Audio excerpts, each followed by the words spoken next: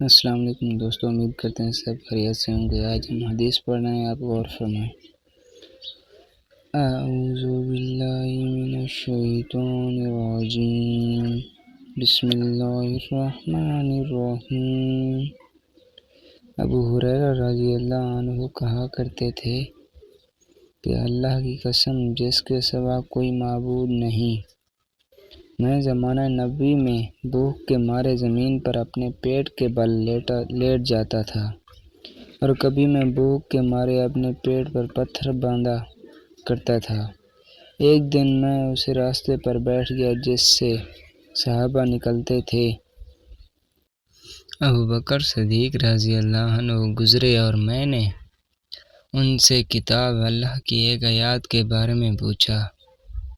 میرے پوچھنے کا مقصد صرف یہ تھا کہ وہ مجھے کچھ کھلا دیں، مگر وہ چلے گئے اور کچھ نہیں کیا۔ پھر عمر رضی اللہ عنہ میرے پاس سے گزرے۔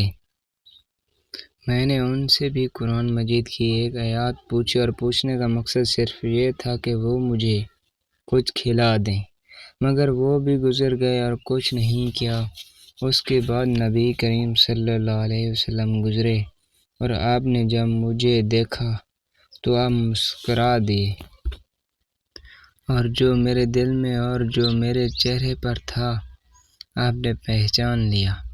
پھر آپ صلی اللہ علیہ وسلم نے فرمایا، اباہر، میں نے عرض کیا، لبیک یا رسول اللہ۔ فرمایا، میرے ساتھ آ جاؤ، اور آپ چلنے لگے۔ میں نبی کریم صلی اللہ علیہ وسلم کے پیچھے چل دیا۔ پھر نبی کریم صلی اللہ علیہ وسلم اندر گھر میں تشریف لے گئے۔ پھر میں نے اجازت چاہی اور مجھے اجازت ملی۔ جب آپ داخل ہوئے تو ایک پیالے میں دودھ ملا۔ دریافت فرمایا کہ یہ دودھ کہاں سے آیا ہے؟ کہا، فلاں یا فلانی نے نبی کریم صلی اللہ علیہ وسلم کے لیے تحفے میں بھیجا ہے۔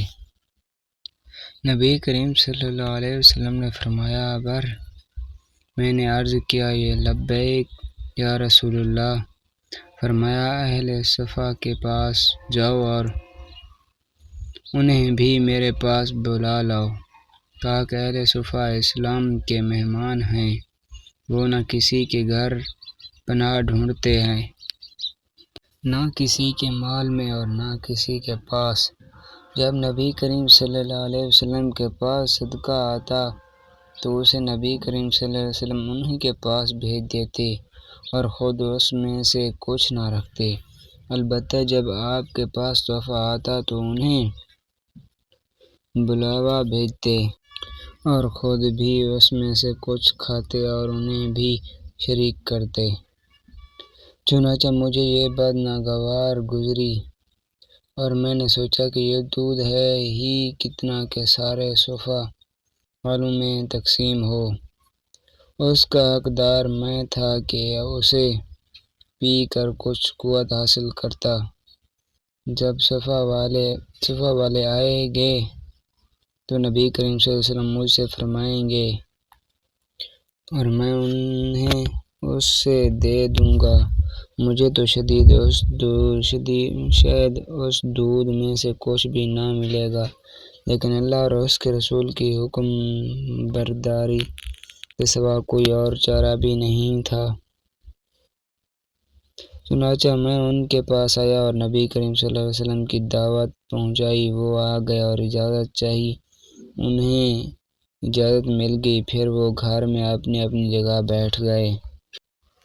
نبی کریم صلی اللہ علیہ وسلم نے فرمایا، اباہر، میں نے عرض کیا، لبیک یا رسول اللہ۔ فرمایا، لو اور اسے ان سب حاضرین کو دے دو۔ بیان کیا کہ پھر میں نے پیالہ پکڑ لیا اور ایک ایک کو دینے لگا، لیکن ایک شخص دودھ پی کر جب سیراب ہو جاتا تو مجھے پیالہ واپس کر دیتا۔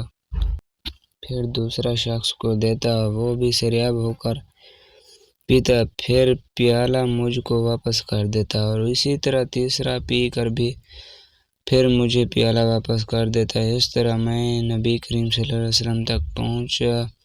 لوگ پی کر سیراب ہو چکے تھے۔ آخر میں نبی کریم صلی اللہ علیہ وسلم نے پیالہ پکڑا پکڑا اور اپنے ہاتھ پر رکھ کر آپ صلی اللہ علیہ وسلم نے میری طرف دیکھا اور مسکرا کر فرمایا، ابار میں نے عرض کیا، لبیک یا رسول اللہ۔ فرمایا، اب میں اور تم باقی رہ گئے ہیں۔ میں نے عرض کیا، یا رسول اللہ، آپ